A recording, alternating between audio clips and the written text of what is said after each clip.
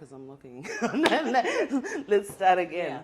Yeah. Okay, so I was brought up in New Zealand, so I'm New Zealand born with a Samoan background. We migrated from New Zealand to Australia back in '98, only because my parents wanted to build a better life and education for us kids. My connection to culture was mainly built around probably church, so I'll say church, and then it kind of disconnected when we moved here. So it's still through church. However, as we grew older, we kind of went our separate ways.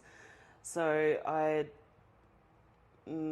probably found that connection through community, and that's how it kind of instilled, went through different paths of, connection to other cultures and not just Samoan. Mm. So, yeah. So how old were you when you moved here? 16. So when you think of your teenage years, how was that moving from New Zealand to Australia? Because those formative years, you've already built maybe a friendship circle, and was that impact you a lot? Well, I guess I felt a sense of disconnection only because when the different education styles and relationships with friends, so that was probably the reason why I didn't continue school. Yeah. So I told my parents that I didn't want to proceed with education. I struggled with the education system here. And then I was asked so if I wanted to leave, then I had to find a job. And that's what I did. What was your first job? I worked at Big W. I was a checkout chick, so nice. Yeah, I was in customer service, and so I did customer service for a while and just jumped from different kind of paths from there. How did your first job? How was that for you? Like, what kind of skills did you learn from that? Or maybe the jobs along the way that have helped you in, like, for example, in your role now? I guess I wasn't really good at maths, so I'm thinking that maybe the customer service role helped me with the mathematical skills. And then I just knew that customer service wasn't my passion. It was just a job to me, so I kind of went into the warehousing. I moved away from face-to-face and wanted to just do something with my hands, and that's where I went. Without looking at you, Stephen, what other questions? Give us some hints of other questions.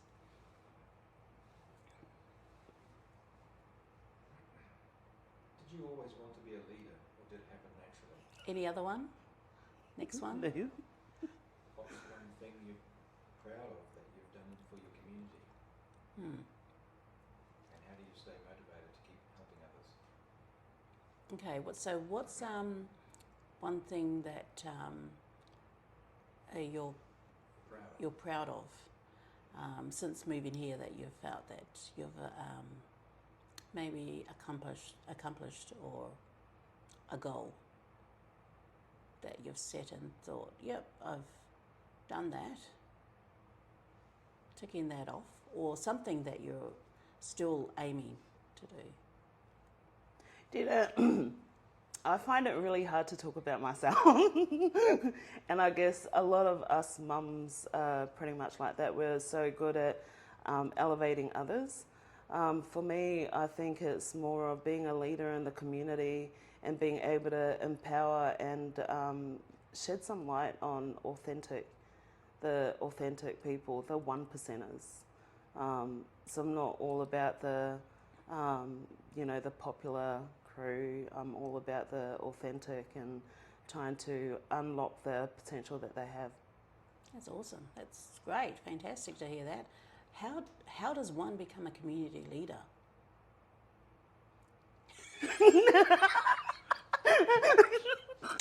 Okay.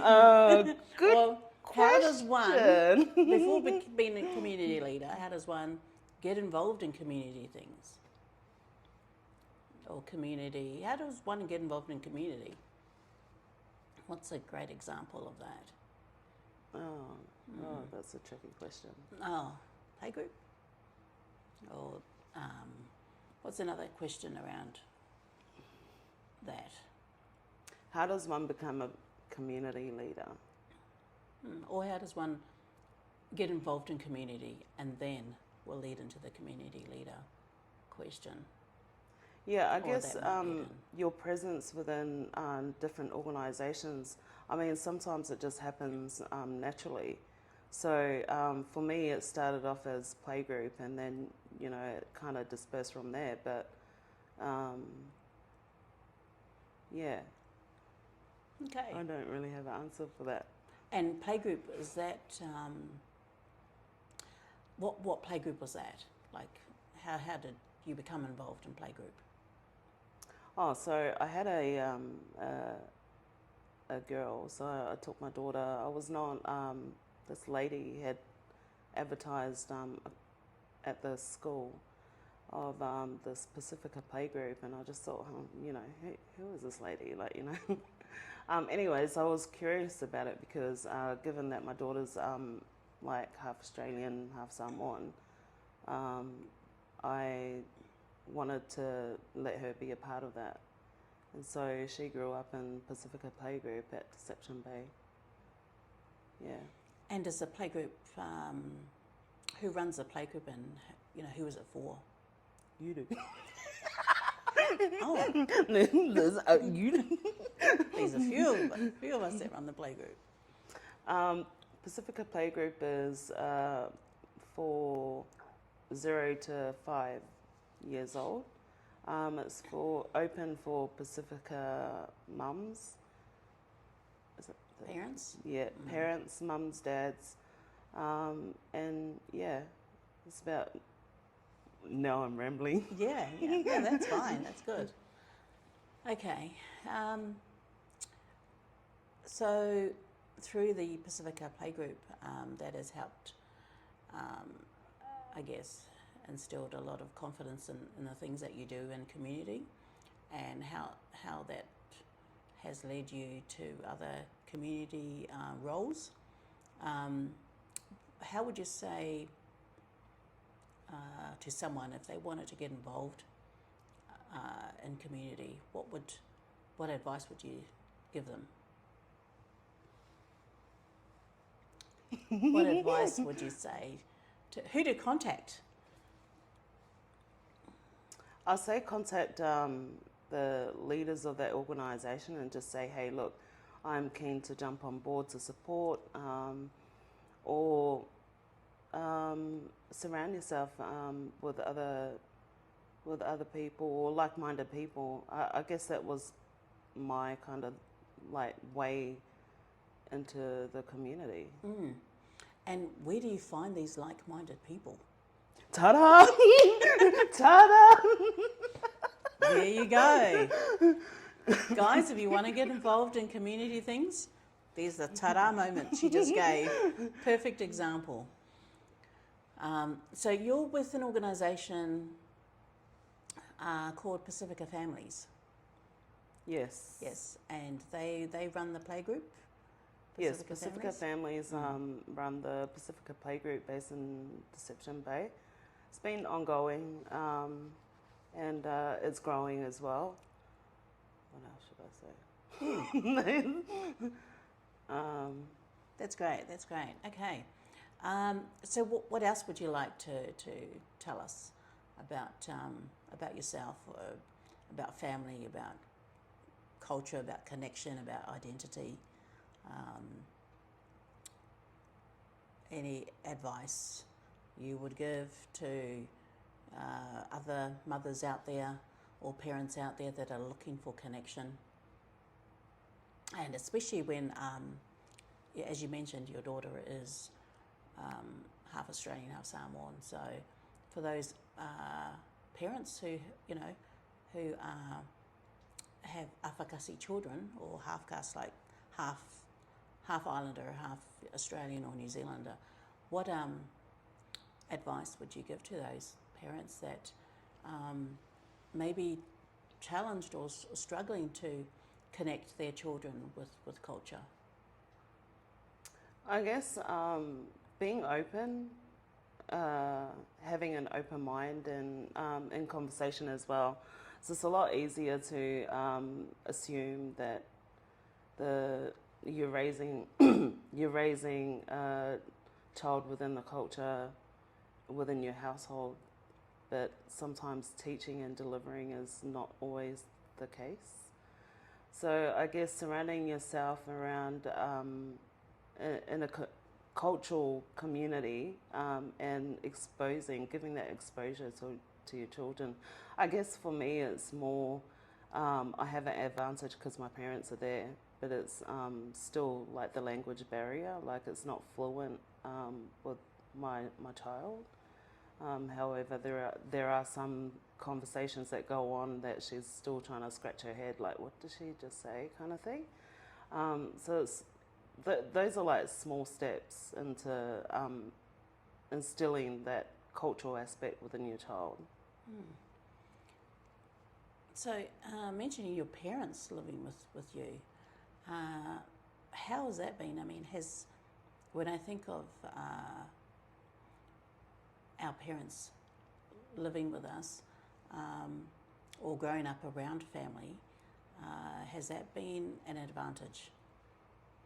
Don't get me wrong, it has its pros and cons, because their parenting style is a lot different to how I kind of like do my parenting style, like the techniques.